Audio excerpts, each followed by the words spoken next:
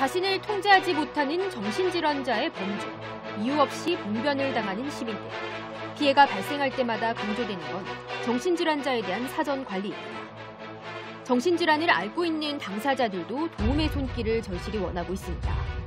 터지고 몇 개월 뒤에 또 터지면 또 메꾸고 또 터지면 메꾸고 이게 정책적으로 제대로 안 됐으니까 제가 바라는 거는 한번 그렇게 저같이 이렇게 약 먹고 가만히 사는 지낸 사람 말고 약 안 먹고 있는 사람들한테 찾아가서 잘 안 찾아와요.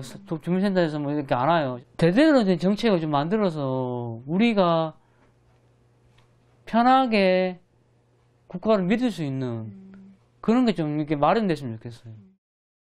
이런 가운데 구청이 지역의 정신질환자를 관리 지원하고 이 지역민들의 피해를 예방하기 위한 조례가 부산 중구에서 발의됐습니다. 기존의 정신건강복지센터 등의 시설관리 조례는 있었지만 이 정신질환자나 피해자를 위한 기초자치단체 차원의 조례는 부산에서 첫 사례입니다. 이번 시간 조례 돋보기에서 자세히 살펴봅니다.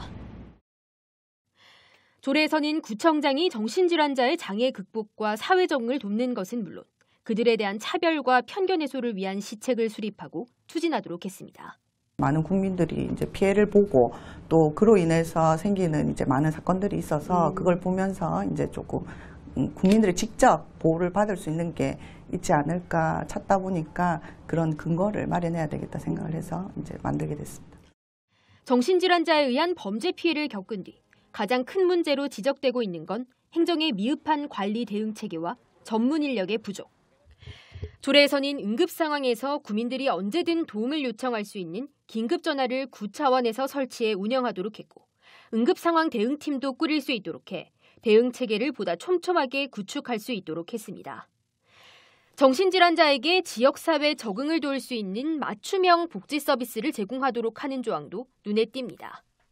일자리를 구하기 힘든 정신질 환자의 고용 촉진, 예술, 여가 체육 활동 등의 문화생활 지원 등 그들이 가장 필요로 하는 분야의 지원책을 구청이 마련하고 제공할 수 있도록 했습니다. 경제활동이 힘든 정신질환자의 경우 금전적인 어려움을 겪는 경우도 많습니다.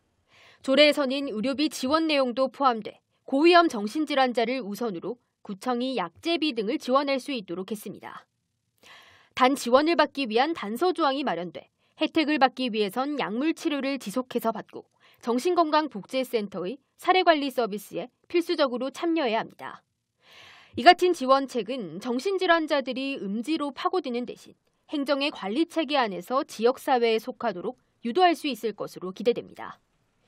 피해자를 위한 지원책도 조례의 핵심 내용입니다. 조례에는 구청이 정신질환자로 피해를 본 구민들에게 금전적인 지원을 하는 것뿐만 아니라 트라우마 등에 대한 심리상담과 검사 등 지속적인 관리 서비스를 제공할 수 있도록 했습니다.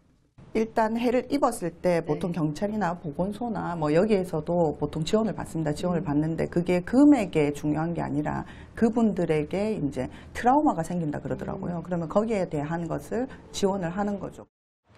시민과 정신질환자 모두가 안전한 사회를 만들기 위해선 신체장애처럼 정신질환도 장애라는 관점에서 국가와 사회 전체의 지원 관리 필요성이 중요하게 대두되고 있습니다. 이번 조례가 어떠한 변화를 이끌 수 있을지 주목됩니다. 조례 돋보기 안수민입니다.